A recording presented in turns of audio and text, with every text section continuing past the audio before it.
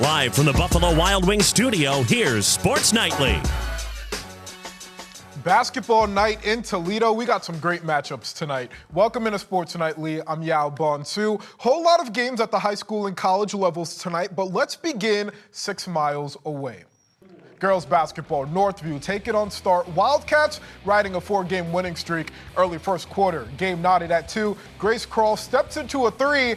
Give her that. She had 5 of Northview's 8 points in the quarter. Later in the first, game tied at 8 now. Off the miss, Honey Harper snags it and finishes a sweet lay on the other end. Spartans up 13-8 after 1. A little under 7 to go in the second. Northview down 13-10. Look at the in and out from Jenna Clausius and the finish. Whew. Only points of the game for Clausius. Moments later, Lorena Dotson getting to the cup, count it, and the foul. Dotson, one of 4 Spartans in double figures today. 30 ticks remaining in the half. Northview down 1. Clausius kicking it out to Callie Hunt. Bullseye. 9 threes for Northview today. It trailed 27-26 at halftime. Spartans pulling away in the second half, outscoring Northview 16-10 in the third quarter. Here's Harper. Crossover fillet! That gives Start a 42-36 lead with under a minute left in the third. 14 points for Harper today. Fourth quarter, Start up 10 with a little over 3 to go. Harper swings it to Ava Pietrus.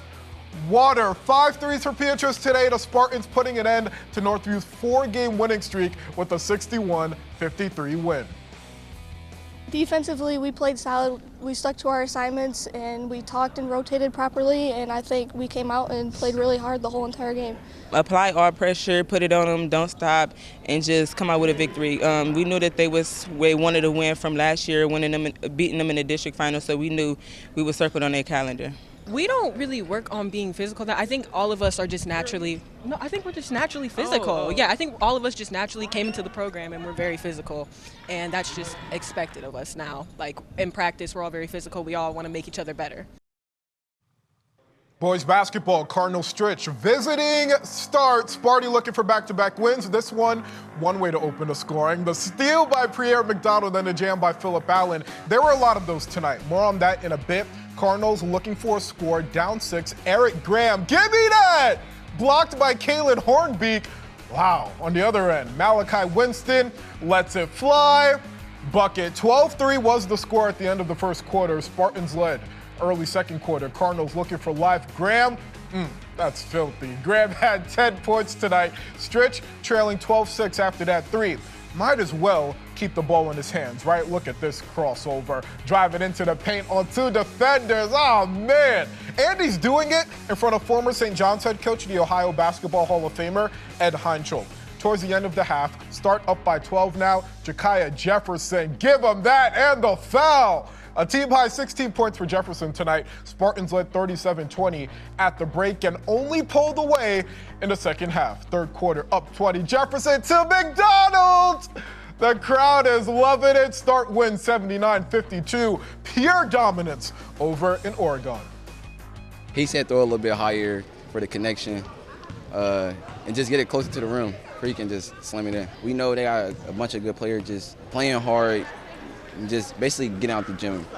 Getting the game done as soon as possible where we can get back in the gym and get ready for Tuesday. We took a hard loss versus Newark. Then we had a team meeting in the hotel, a players meeting, coming together and telling us what we need to do together, and that helped us a lot. More girls basketball. Ottawa Hills facing an uphill battle, taking on 10-1 Archbold. Early on, Kendall Skyver, a laser to Sarah Hamilton for the lay.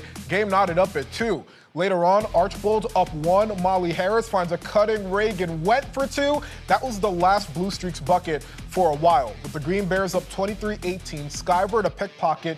She goes coast to coast for the score. Ottawa Hills went on a 22-3 run that went into the third quarter. Archbold looking for life. It's another great cut. This time, Charlie forward to Claire Kern. Blue Streaks down 16. They eventually brought the game to single digits, but Ottawa Hills holding firm. Under 5 to go in the game. Green Bears up 3. Skyver missing the layup, gets her own board and converts. Ottawa Hills holding off a late rally for a 54-50 win. I feel like, the first half of our season was really hard. We played some really hard teams. 3 in a row was Central, Northview, and then Perrysburg as well, which I think definitely prepared us to kind of pull it together, improve our practices so that we could play better, and hopefully come into the second half a lot stronger and confident. I think honestly everyone has done a really good job having their own parts into our game, which has really contributed to like balancing scoring, steals, all that stuff. Defense, like definitely Potts, defense, Maeve, rebounds, and defense as well, and a lot of other things, which really helps us all to play better together in chemistry. Jason Griffin, Corey Slovak, what you got? Men's basketball, Bowling Green taking on UMass. This one was wild. Let's take you to the fourth. Falcons down 7 with under a minute to go. Javon Ruffin takes it and makes it. He had 10 points tonight. Game is within 4. Bowling Green down 6 now, under 40 seconds to go. Javante Campbell, a clutch 3. He had a career high 47 points, most by a BG Falcon in a road game. That brings us to 29 seconds remaining. BG trailing by 4. Campbell driving all the way, count it, and the foul. Campbell never touched the bench today. Eventually, this game got pushed to overtime. Tied at 96. Off the miss 3. Meyer Wool with the putback. 2 of his 21 on the day. A miraculous comeback for BG. A 101-100 road win. Toledo men's basketball on the road facing Central Michigan. There's Austin Parks getting to the cup early to put the Rockets up 2-0. Next Toledo possession, Kyler Vanderjagt had a team-high 23 points today and only 1 assist. That one coming up Parks here, who finished with 15 points and 11 rebounds.